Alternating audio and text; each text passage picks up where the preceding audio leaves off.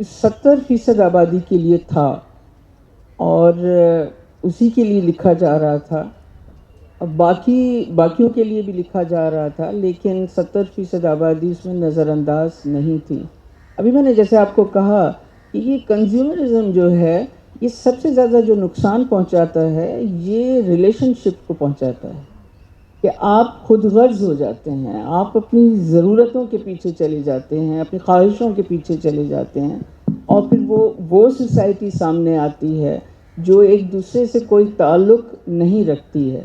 اس کے لیے تنہا رائٹر کچھ نہیں کر سکتا اس دور میں. میں نے جیسے کہا آپ کو کہ چینلز پر مارکیٹنگ والے زیادہ ڈومینیٹ کرتے ہیں. میرا خیال ہے کہ ہمیں کیا چاہیے، کیا اگر نور جہان کی ریٹنگ آئی ہے تو ظاہر ہے کہ اب سب نور جہان بنانا چاہیں گے. جی تو یہ جو سارا معاملہ ہے، ہم ریٹنگ کے کیوں محتاج ہیں، یہ ایک بہت بڑا ظاہر ہے کہ یہ سوال ہے.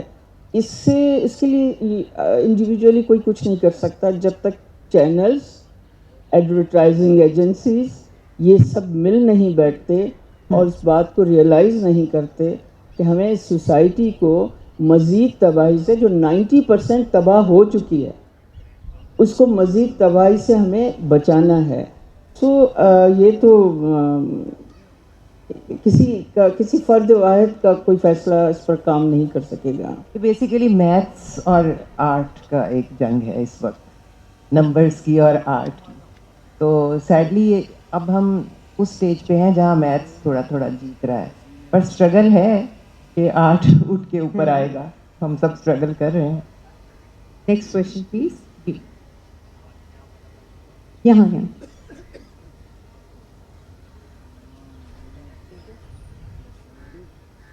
جی.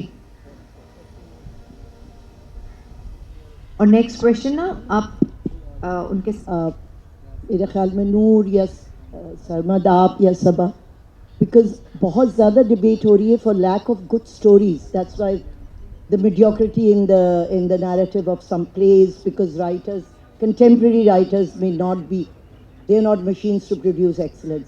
So میں کہہ رہی ہوں کس کی ذمہ داری ہے؟ Adaptations is such a rich body of adaptations, because theatre thrives on adaptation. Shouldn't the television drama also thrive? Other production houses not reading literature, Urdu, Sindhi, particularly Punjabi? You think there is such a treasure trove of stories, but adaptations نہیں ہو رہی ہیں. Film ہوئی تھی نائلہ وغیرہ اس زمانے میں ختیجہ کی، لیکن there is so much more. You think there is a room for that? نوراپا آپ جواب دینا چاہ رہی ہیں؟ میں چاہوں گی ندیم اور سرمد بھی اس میں چپن کریں. آپ پلیز پہلے یہ لوگ نہیں پہلے آپ بھی ضرور.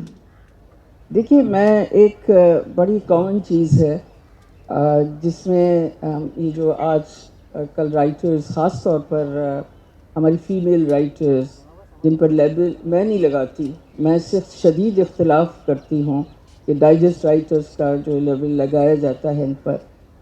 دیکھیے، یہ ان میں سے بہت سے رائٹرز ایسے ہیں میل اور فیمیل جو بہت اچھا لکھ سکتے ہیں اور لکھ بھی رہے ہیں، اور ان کی بہت سی چیزیں ہمارے سامنے آئی بھی ہیں. ایسا نہیں ہے کہ نہیں آئی، آج کل بھی کچھ چیزیں چل رہی ہیں.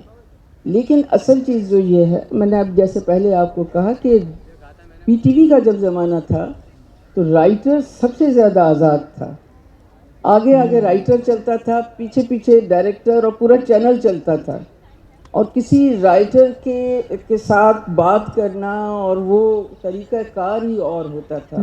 تو ابھی رائٹر میں خاص طور پر کہا کرتی ہوں، ایک بات سمجھ لیجئے، ہماری بہت سی رائٹرز جو ہیں وہ ان میں سے اکثر اپنے گھر کا دوسرا پہیہ ہیں اور وہ اپنا گھر چلاتے ہیں. اکثر مڈل کلاس سے جو آئے ہیں ان کا گھر چلتا ہے. چینلز نے اس سلسلے میں، پروڈکشن ہاؤسز نے، میں سمجھتی ہوں کہ وومن امپاورمنٹ کے لیے اور خاص طور پر ہماری رائٹرز کو اپنے پیروں پر کھڑا کرنے کے لیے، یہ چیز پہلے نہیں تھی. پہلے یہ تھی، پی ٹی وی کے دور میں یہ تھا کہ آپ کہاں سے رہے ہیں، ادب میں پیچھے آپ کا کیا کام ہے، اور اس حوالے سے پھر آپ آگے بڑھتے تھے. اب ایسا نہیں ہے.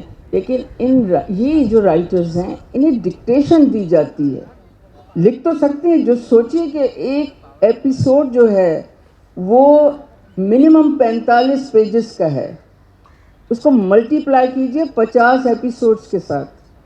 जो राइटर इतने पेजेस लिख सकता है और रातों को जाग कर लिखती हैं, और उन्हें अपने बच्चों की फीस और ये बिजली के बिल और शौहर के साथ ज़िंदगी को आगे ले जाने के लिए बड़े जतन करने पड़ते हैं। तो मैं आप लोगों से एक रिक्वेस्ट करती हूँ कि इस सिलसिले में हमारे राइटर्स को इल्ज़ाम ना दीजिए। वो लिख सकते हैं, वो लिखना जानते हैं, तभी तो लिख रहे हैं। असल मामला कहीं और है, उसमें हम फिल्म डायरेक्टर मेकर्स नहीं से है। पूछ लेते हैं फिर।